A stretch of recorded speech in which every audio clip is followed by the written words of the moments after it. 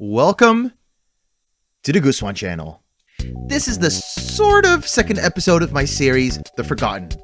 This is the series where I go through movies, books, music, and whatever that has been unjustly forgotten. If you watched the last one, you've probably noticed that this video is titled a lot differently than the last one, and that's for one very good reason. I could not, for the life of me, find another act with a story as compelling as Love is Heavenly. One thing I quickly noticed after that video is that this was one series that I wouldn't be able to systematically make. You don't just come across a gem like Love is Heavenly every day, which kinda sucks to be honest. And while I do have a lot of smaller acts that I would love to make more known, none of them have as compelling stories as Love is Heavenly do. So I figured, hell, let's just put them together. And that's exactly what this video is. So without any further ado, let's get into our very first act, Sugarless Girl. There's a case to be made that Sugarless Girl, or SG as I will call them for the rest of the video, is the shortest and smallest project that I cover in this video. As you'll see later in this video, this niche category is a bit more contentious than that, but let's just stick with that for now.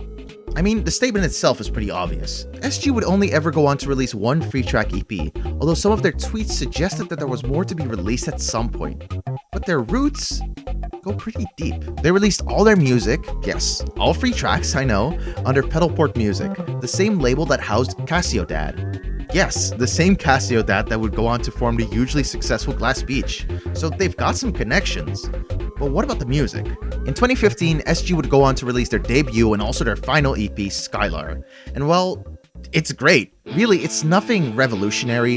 It's a pretty plain-sounding indie rock sound with kind of wacky song structures and a heavy reliance on a fixed-sounding bass and a drum track mixed a bit too loudly. It's sloppy, bedroomy, and dream poppy, and it's fucking great. Frontperson Madeline has some great vocal control and an even greater control over the English language that allows her to write some absolutely beautiful lines. Now we play, pass the playlist back and forth. We speak in song, clearer than the tongues of speech. Like I said before, on their Twitter they teased that there was gonna be some more music, but none of that ever came to fruition. So sadly, there's not a lot more to go through when it comes to this band. And so, let's move on to number 2. Curdle Motif is a folk punk / indie folk act mostly known for this video. 2, 1, 2, 3, 4. Yeah, that's them. Roughly 10 years ago, guitarist and singer Hassan Suuli and Rosie Danelski on double bass would come together to form Curdle Motif. While this may be what they're known for most in the current zeitgeist, they did actually release a decent amount of music. And their first original official release would be the 6-track EP Sounds from a Well, which features some hauntingly beautiful tracks.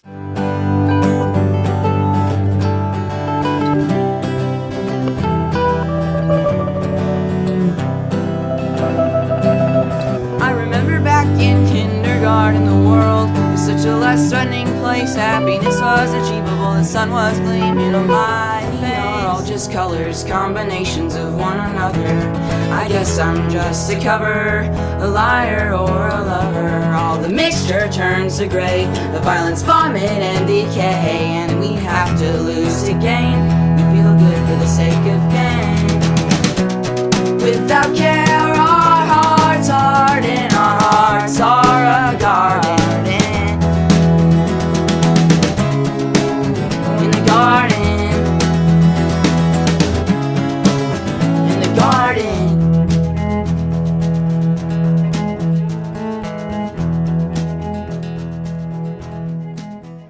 Unfortunately, this EP would only ever be released physically by way of handouts at concerts and email orders.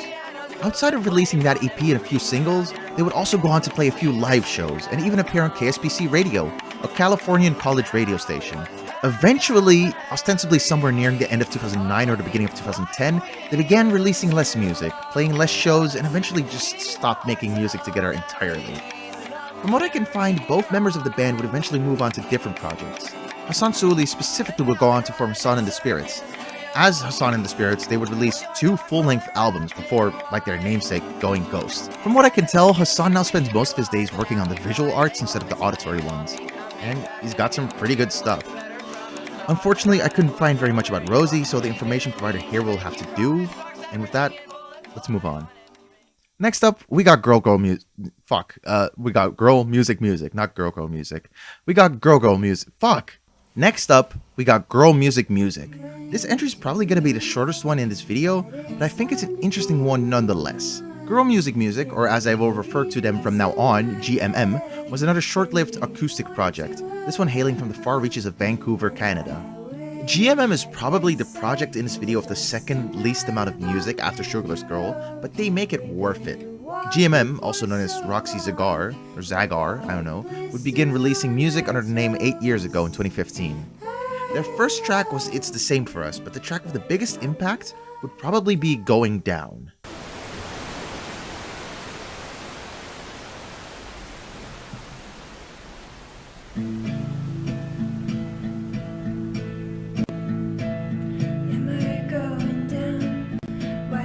Waving, skipping down, the season's changing now.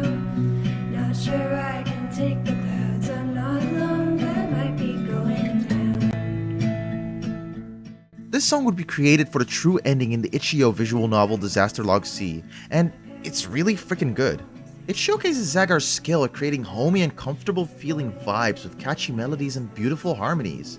GMM's music would never be complex, but what it would always be is hauntingly beautiful.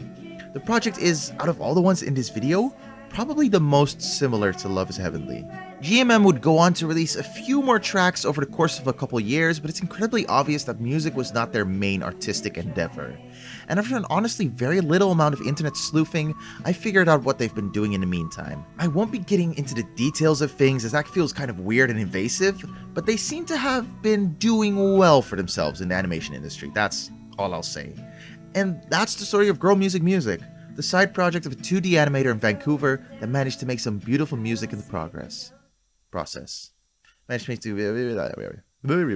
Fourth on the list, we got Casper Elgin. Casper Elgin, or Elgin, was a short-lived emo revival band that popped up during the peak of the whole emo revival wave around 2014. Hailing from Chester, New Hampshire, the band would go on to follow a path that should ring pretty familiar to any emo revival fan. But let's not get ahead of ourselves. Let's just start at the beginning. The band would form in 2014, immediately dropping their first EP, It's Just a Fucking Demo, in June of that same year.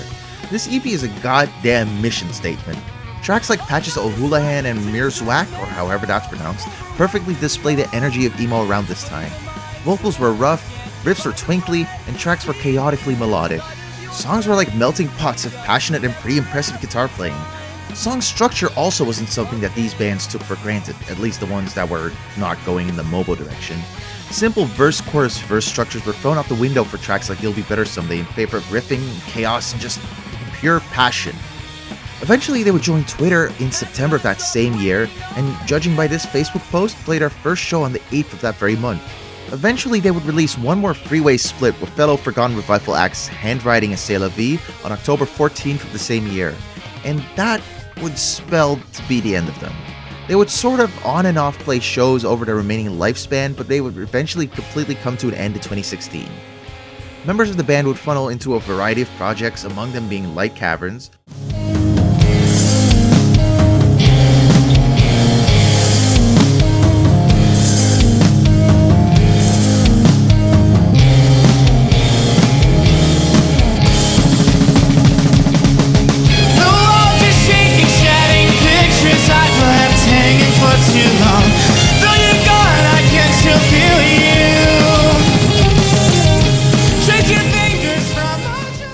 but none of them would last too long. Light Caverns themselves only lasted 3 songs in the form of one EP. Eventually this band would split into 2 bands once again, but I don't want to get too much off track. Casper Elgin were a great revival band that I'm glad were around when they were, and I'll make sure that I won't forget them, so I hope you won't either. And finally, we have the Flat Stanleys. The Flat fucking Stanleys. When I started writing this script, I had just gotten into this band beyond their huge single Me vs. Your Friends. I come over, she's sitting in my driveway. I didn't want her this time, I didn't want this my way. I wanted yours instead. Whatever makes you happy, I'll fucking go to bed. I can hear your friends laughing and they are laughing at me. Don't lie to me, I know it. They fucking wanna break me. The way their eyes look show it. And I will probably let them. They'll get what they want. And I will probably help them. They will get what they want. But over the course of me working on this video, they slowly turned into one of my favorite bands of all time.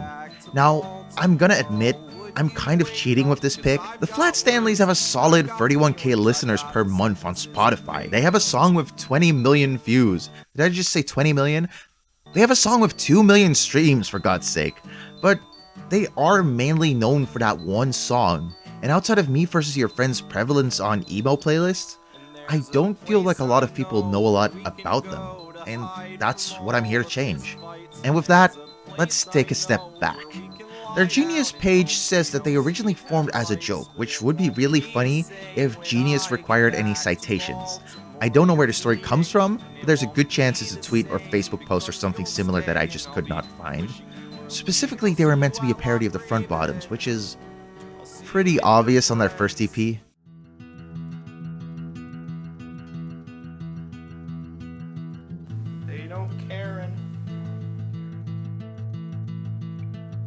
All your information came in me so quickly, so I couldn't understand any of the words that you thought were so clever. What's that gotta do with me alone in a subway station, or me alone hiding in basements trying to avoid the fleeting sense that everyone was leaving? Everything you do so dramatic. It's not funny. Not to say that this EP isn't good. Their first self-titled EP is a tour de force of complete derivativeness. As Chuck Palahniuk once said, "Nothing of me is original, I am the combined effort of everything I've ever known." Or as the French would say, "tomber dans les pommes." Something like that. I think, that's what Google told me. Tracks like When You Wanna Die But You Got a 9 AM are very obviously a pastiche of the Front Bottoms. The acoustic guitars, the Brian Sella impression, and dour feelings with poetically placed lines that are just a bit too long for the actual melodies, it's all very spot on. They even have a reference to Twin Size Mattress. And then we also have songs like Ballad of the Space Cadet, which fucking suck. Songs that are just terrible, just absolute dog shit songs. Fortunately, they only have one of those. This EP went on to do pretty well in the scope of things, but it wouldn't be until their next EP, Dancing to Dad Rock, that they would truly hit the big time. Big time, in quotes. I already played a bit of their most popular song earlier, but I also want to play a bit from my favorite song off this EP, Long Live Tony Perkis. Can you smell it?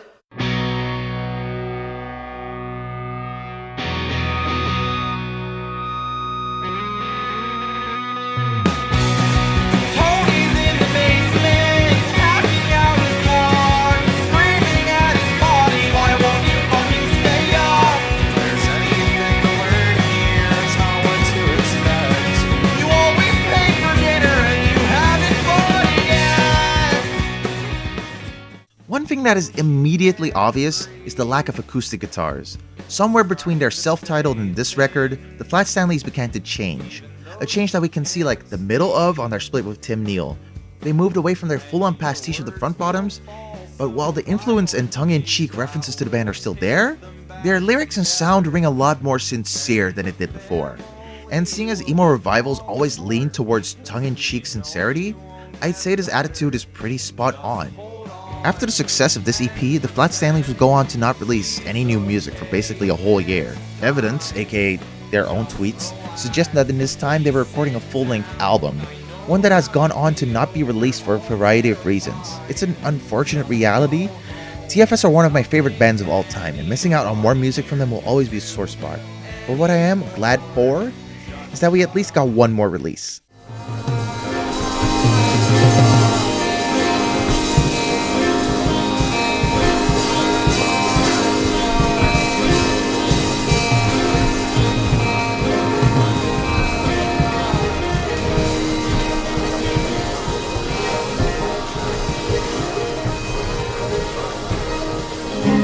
Too much in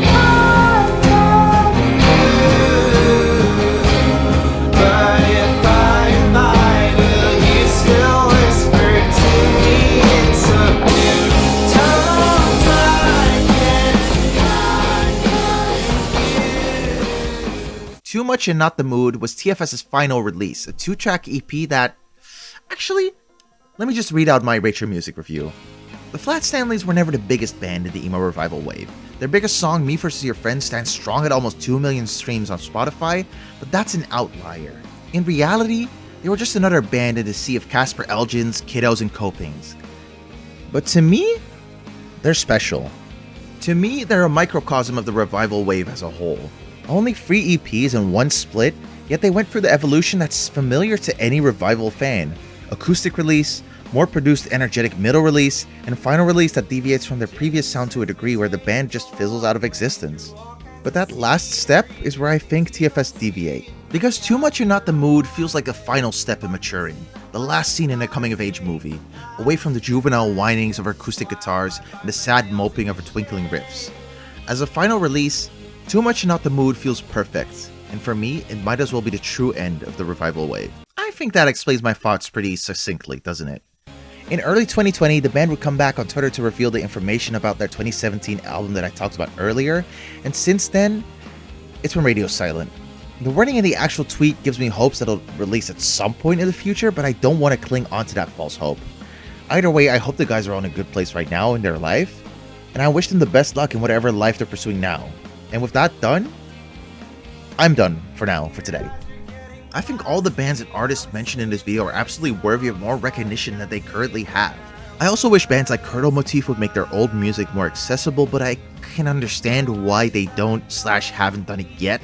The only thing I can hope for is that this video brings some of these bands a bit more of the recognition they deserve, and maybe remind some of them that they existed so they can put their music on Spotify, you know? Maybe that's a good, it's a possibility. Fucking Merchant Ships did it too, right? And the Brave Little Abacus, so like, you can do it too. Fucking Curdle Motif. Jeez. Okay. And with that, I leave you here. Goodbye. Have a great time. I'll see you all later on the Goosewine channel. You move through life.